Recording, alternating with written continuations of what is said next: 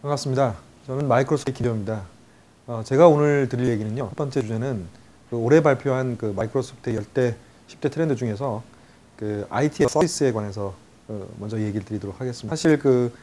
올해 발표한 여러 가지 트렌드들이 작년에 발표했던 주제들과 동떨어진 것도 아니고요.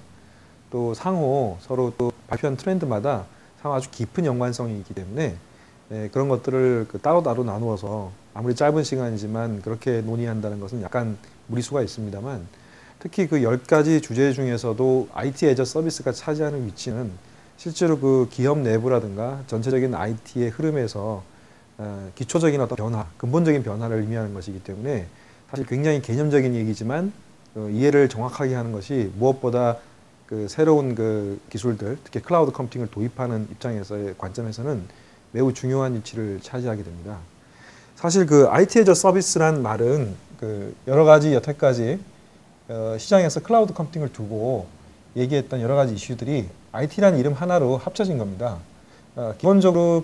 IT라고 하면 여기서 지금 여러분들의 머릿속에 떠오를 수 있는 것은 플랫폼이 있고 또 애플리케이션들이 있고 또 그리고 인프라가 있어요. 그래서 이것들을 이제 흔히 시장에서 이거에 대응해서 애저 서비스하고 붙여가지고 파스니, 그다음에 사스니 또는 이아스니 한 그런 용어들을 써서 여태까지 했거든요. 근데 실제로 애저 서비스의 관점에서 더 확대된 관점에서 보면 단지 플랫폼, 앱스, 인프라뿐만 아니라 심지어는 서비스 용역이라든가 여러 가지 IT와 연관된 수많은 자산들이 서비스 형태로 공급되는 어떤 변화를 겪고 있다는 것을 한꺼번에 통칭해서 지칭하는 얘기라고 볼 수 있습니다. 이 별것 아닌 것 같은 어떤 용어가 실제로 도입하는 새로운 기술이나 제품이나 또는 새로운 체제를 도입하게 되는 기업의 입장이나 또는 사용자 입장에서 보면 굉장히 근본적인 개혁이라는 것을 앞단에 말씀드렸는데, 그게 왜 그러냐 하면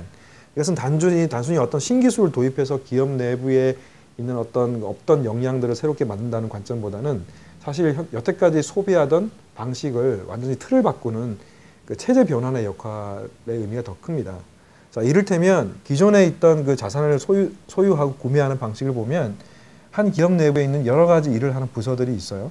그럼 그 부서들이 기존에 물론 특정한 IT 자산이나 또 소프트웨어나 뭐든 간에 구매해서 또는 새로운 다른 외부에 있는 어떤 기술적인 어떤 자산들을 구매해서 내부에 있는 새로운 프로젝트라든가 아니면 내부에 있는 여러 가지 IT 자산을 쓰기 위해서 도입하는 경우가 많지만, 분명한 것은 기존은 이런 IT 자산들을 생산하고 생산 관리, 운영하는 쪽하고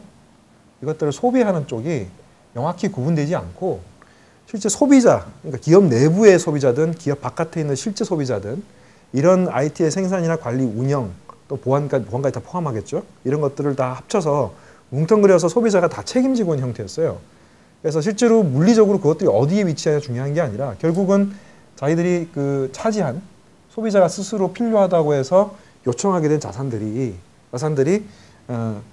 소비자 스스로가, 쓰는 사람 스스로가 관리, 운영, 생산 같은 걸 다 책임지고 또 별도의 소비자도 생산, 관리, 운영을 책임지고 또 이런 식의 소비자들이 계속 이런 체제를 갖추고 있던 기업의 트렌드를 완전히 이쪽 양쪽을 완전히 구분해서 결국은 IT를 쓰는 쪽에서 자기가 필요한 IT에 대한 생산이라든가 관리나 운영을 완전히 분리해내서 이 사람들이 실제로 기업 내부의 조직이든 바깥이든 간에 이쪽에 대해서 완전히 그런 책무라든가 부담을 없애버리고 결국은 자기가 할 일에만 집중할 수 있는 형태의 구조를 만드느냐가 실제 IT 애저 서비스를 가늠하는 본질적인 의미입니다. 그래서 이것들이 클라우드 컴퓨팅하고 무슨 관련이냐면, 클라우드 컴퓨팅이란 기술이 도입됨으로 해서 궁극적으로 얻게 되는 효과는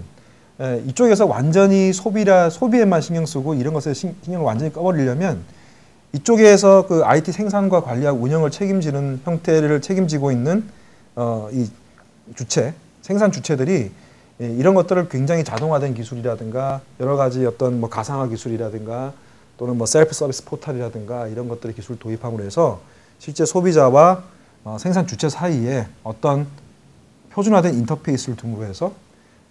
소비하는 쪽에서 전혀 이런 쪽에 신경을 쓰지 않고 자기들이 IT를 이용해서 해야 될 어떤 본질의 책무에만 신경 쓸 수 있도록 전체 기업의 체제를 변화하는 것을 말하는 것이고요. 실제 클라우드 컴퓨팅이 도래되면서 이러한 형태의 생산 소비 체계가 완전히 분리되는 효과를 낳을 수 있도록 된 거죠. 사실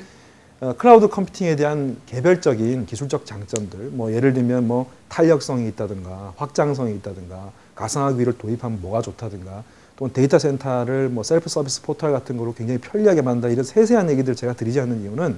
그런 개별적인 클라우드 컴퓨팅이 가져다 주는 기술적 성과에만 초점을 맞추고 클라우드 컴퓨팅을 해석하게 되면 결국은 그런 기술을 도입하고 나서도 궁극적으로 얻고자 했던 기업 내부 또는 기업 바깥에서의 생산 주체와 소비 주체 사이의 분리를 이루어낼 수가 없고요. 실제 이러한 체계를 얻어내지 못하면 클라우드 컴퓨팅을 도입하는 효과는 굉장히 반감됩니다. 왜냐하면 결국 생산 주체와 소비 주체가 나누어지지 않으면 전체 이 IT 자산을 운영하는 어떤 조직이나 일반 소비자 입장에서 결국 분리된 이 인터페이스가 있음으로 해서 이 IT 자산에 대한 그 소유권을 바깥에 있는 어떤 것을 활용하거나 또는 내부에 있는 자산을 활용하거나 하는 것을 곧바로 왔다 갔다 바꾸면서 실제 비즈니스와 관계된, 실제 회사 내부에 있는 사업과 관계된 업무에만 집중할 수 있는 효과를 통해서 얻을 수 있는 이런 자산 활용의 유동성을 얻어낼 수가 없기 때문에 결국 클라우드 컴퓨팅이 가져다 주는 것들을 사업적 관점에서 활용할 수가 없고 기술적으로 상승된 효과만을 노릴 수 있기 때문에 그것은 그냥 예전에 단편적으로 이루어진 기술적 개선들을 부분적으로 도입한 효과만 있어서 실제 클라우드 컴퓨팅을 말하기 힘든 경우가 굉장히 많습니다. 그래서 클라우드 컴퓨팅을 어떤 발전된 특정한 기술들, 뭐 분산 운영 체제 기술도 좋고 스토리지 기술도 좋고 그것들이 뭐 여러 가지 많겠습니다. 데이터 테크놀로지까지. 결국은 아웃소싱 형태로 전체적인 자산을 바깥에 맡기든 내부에 있는 자산을 갖다가 그대로 활용하든 아니면 그것도 섞어 쓰든 결국은 회사 내부에 있는 전체 아이디의 활용 구조가 소비와 생산, 관리, 운영이 완전히 분리된 형태를 가져가고 이쪽 부분을, 이쪽에 있는 부담들을 언제든지 유동성 있게 바깥으로 안쪽으로 바꿀 수 있음으로 해서 좀 더 사업 관점에서 실제 회사가 목표로 하는 사업적인 목표에 맞춰서 전체 IT를 얼마나 빨리 도입시키고 또 물릴 수 있고 또 유동적으로 여기서 얻어진 여러 가지 성능 향상이라든가 그다음에 전체적인 비용 절감이라든가 또는 보안의 향상이라든가 이런 효과들을 가능하면 사업적 관점에서 더 많이 가져갈 수 있느냐 하는 관점에서의 의미가 클라우드 컴퓨팅의 점점 더 본질이라는 것이 시장에서 드러났다는 의미에서 특히 상업적으로 활용할 수 있는 클라우드 컴퓨팅을 분리해내서 IT as a 서비스라는 이름으로 현재 수많은 클라우드 벤더들이 마이크로소프트 포함해서 IT as a 서비스가 궁극적인 클라우드의 지향점이다 라는 것을 얘기하고 있는 것이죠. 그래서 오늘의 그 IT as a 서비스는 다시 한번 정리해드리자면 결국은 클라우드 컴퓨팅 그 자체의 기술적인 어떤 장점도 분명히 있지만 더욱더 중요한 것은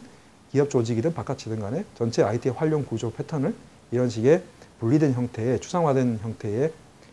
체계적인 형태로 바꾸고 이로 인해서 얻어지는 여러 가지 것들을 가능하면 사업적 관점에서 IT 자산을 더 활용할 수 있도록 하는 관점에 목적이 있음을 재삼 말씀드립니다.